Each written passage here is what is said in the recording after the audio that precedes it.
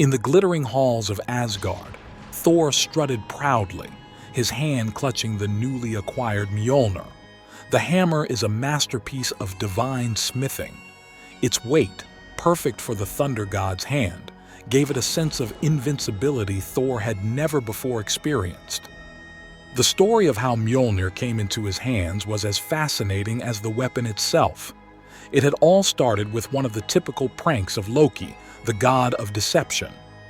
Loki, always seeking to cause chaos and fun in equal measure, had challenged the dwarves Brokkr and Eitri to create 3 treasures for the gods that surpassed the wonders forged by the sons of Ivaldi. The challenge resulted in the creation of Mjolnir, the ring Draupnir, and the golden boar Gullinbursti. Although the creation process had been eventful, with Loki transforming into a fly to sting Brokkr and sabotage his work, the result had been spectacular. Thor could not have been more pleased with his new weapon. Was Mjolnir incredibly powerful, capable of crushing mountains and generating thunder, and possessed the magical ability to always return to Thor's hand after being thrown. In addition, it could shrink to fit in his pocket, which made it even more practical.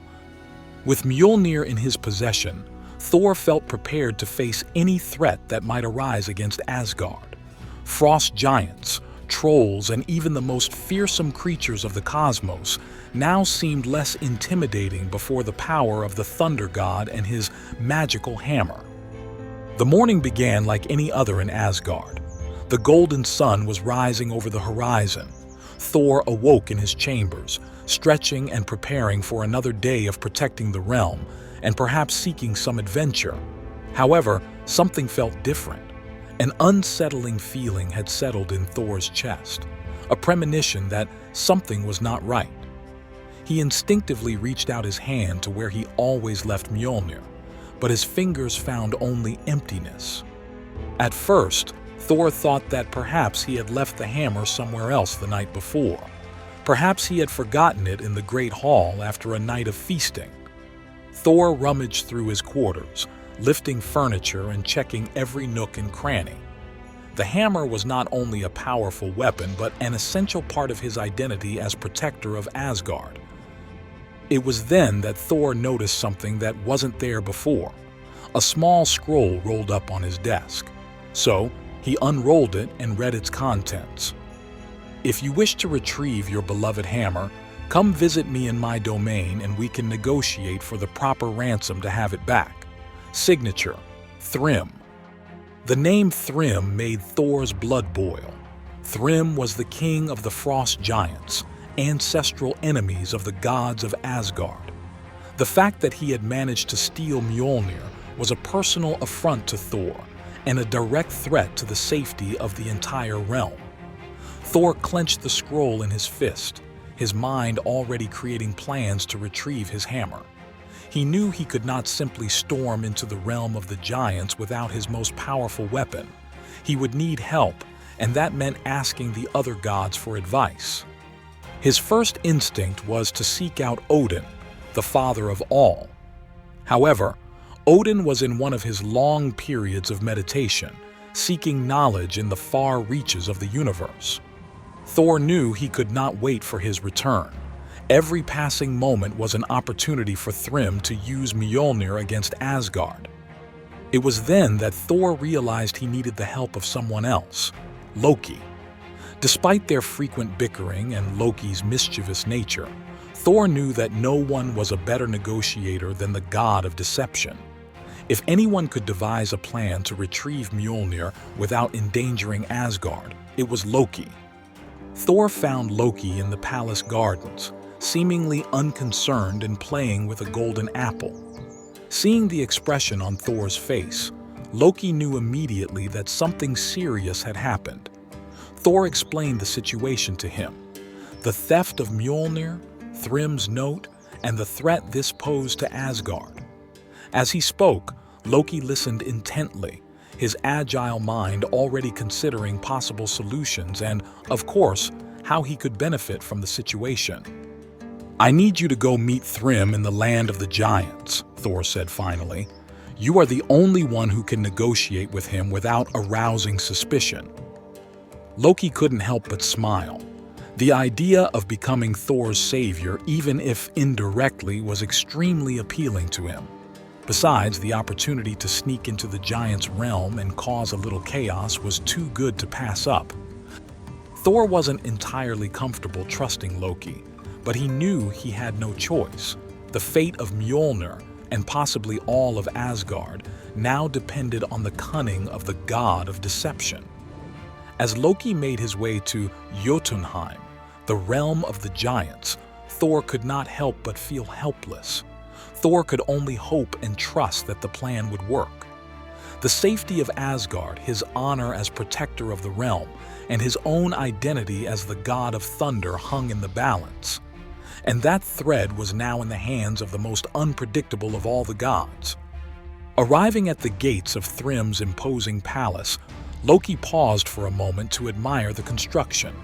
It was a fortress of ice and rock, so tall that it seemed to touch the clouds. Thrym, the king of the giants, was waiting for him in his throne room. He was a huge creature with bluish skin and eyes. Seeing Loki enter, the giant squinted, straining to focus his sight. "Come closer," Thrym commanded, "for my eyesight is not as good as it used to be. You are thinner than the last time we met." Loki approached the throne.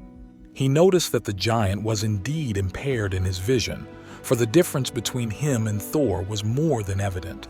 Taking advantage of this, the god of deception began his plan. "O mighty Thrym," said Loki, "I come on behalf of Asgard to negotiate the return of Thor's hammer," Thrym said. "And what does Asgard offer me in exchange for such a valuable treasure?"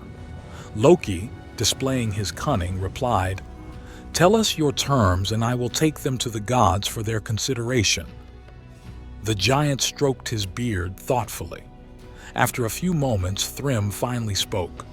"I want Freya as my wife. Bring me the most beautiful goddess in Asgard and I will return Thor's hammer."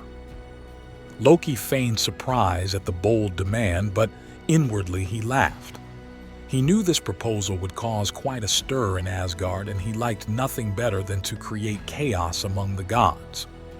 "I will take your message to Odin and the other gods," Loki said, bowing in an exaggerated reverence. "I will return soon with your answer." With these words, Loki bade farewell to Thrym and set out on his way back to Asgard. The great hall of Asgard buzzed with activity when Loki returned from his mission. The gods, eager to know the outcome of the negotiations, quickly gathered around the newcomer. Odin, the father of all, rose from his throne and with a gesture commanded silence. "Speak, Loki," he said. "What news do you bring from Jotunheim?" Loki, enjoying the attention of all present, paused dramatically before answering. "I have spoken with Thrym," he began, "and I have discovered his conditions for the return of Thor's hammer. Thrym demands Freya as his wife. He will only surrender the hammer if the most beautiful goddess of Asgard becomes his consort." Thor, furious, raised his voice above the tumult. "We cannot accept such terms. There must be another way to get Mjolnir back." The gods began to debate heatedly. As the gods continued to argue without reaching any conclusion, Loki decided it was time to intervene. "Perhaps I have the solution to our problem." Loki turned to Thor. "It is simple," he explained. "We will give Thrym exactly what he asks for, or at least, so he will believe." Pulling from the folds of his robe a beautiful wedding dress, Loki spread it out in front of Thor. "I just need you to wear this," he said, barely containing his laughter. "How dare you insult me like this?" said the thunder god, his face red with anger and embarrassment. Loki, undeterred by Thor's fury, held up his hands in an appeasing gesture. Calm down. I'm going to explain my plan," he said.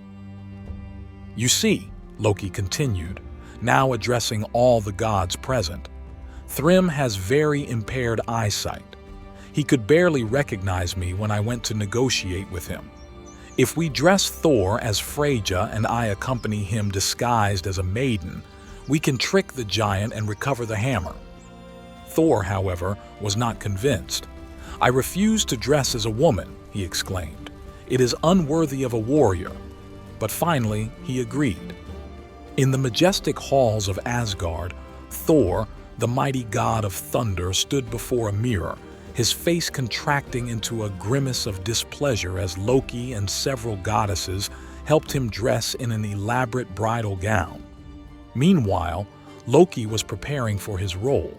With a fluid gesture, she transformed into a maiden, her black hair now long and braided, her figure slender and feminine. "How do I look?" asked Loki in mockery. The journey to Jotunheim was tense and silent.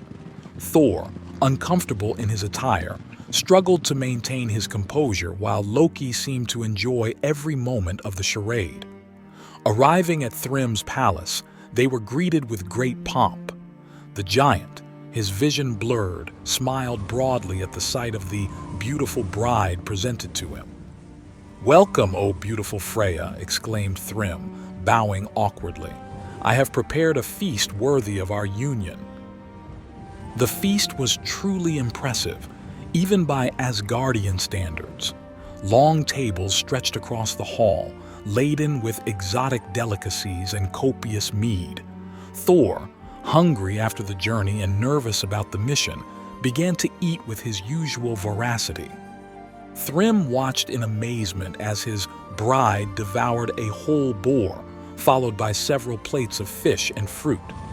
"I've never seen a maiden eat with such an appetite," he commented, puzzled. Loki interjected, "O noble Thrym, you must understand that fair Freya has been so excited about your wedding that she has hardly tasted a morsel in days. Tonight, finally, her appetite has returned." The night was falling, Thrym's impatience growing. "When can we seal our union?" he asked. Loki intervened again. "My lady is eager to complete the ceremony, but first, should we not follow the tradition of blessing the union with Thor's hammer?" Thrym, excited at the prospect of finally claiming his bride, said, "Of course, bring forth Thor's hammer." A group of giants entered carrying the mighty Mjolnir.